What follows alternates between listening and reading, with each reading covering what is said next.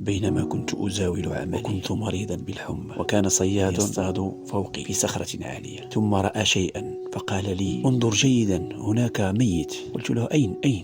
قال: هناك، انظر جيدا. فلما رأيت شيئا أسودا وجلدا أبيضا يصعد.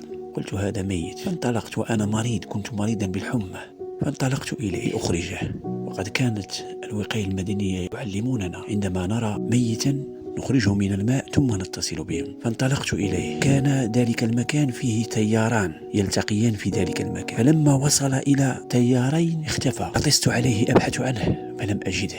إن الميت إذا دفعته قليلا يهبط مسافة 10 بترات، 20 مترا، ثم يصعد. الرئة ممتلئة بالماء، تعرفون ذلك. فرجعت إلى المكان أجلس. فمرت حوالي 3 ساعات. كان المد يذهب يمينا تجاه أصدقائي هناك يعملون في المكان الآخر. أخرجوه أصدقائي، وكان منهم صديقي متمرسا جيدا، فبدأ يعمل له تنفسا اصطناعيا وهو ميت منذ 4 أيام أو 3 أيام. فبدأ الزبد يخرج من فمه كزبد البحر. ثم رأيت الوقاية المدنية ينطلقون بسرعة باتجاه ذلك المكان. فذهب ذلك الصياد إلى الوقاية المدنية وقال لهم: لقد رآه ولم ينقذه، يقصد أنا. فقالوا له الوقاية المدنية: إنه ميت منذ 3 أيام، كيف لم ينقذه؟ فخسئ.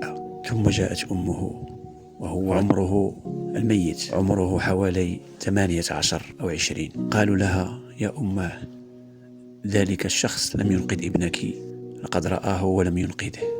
تعرفون العمل، إذا كنت تعمل بإخلاص حتما سيكونون حساد كثيرين. قلت لها: يا أماه، اسألي الوقاية المدنية، يقولون لك متى مات ابنك في البحر ومتى كنت أعمل أنا في ذلك المكان. قالت لي: يا بني لا ضير، لقد مات وانتهى الأمر.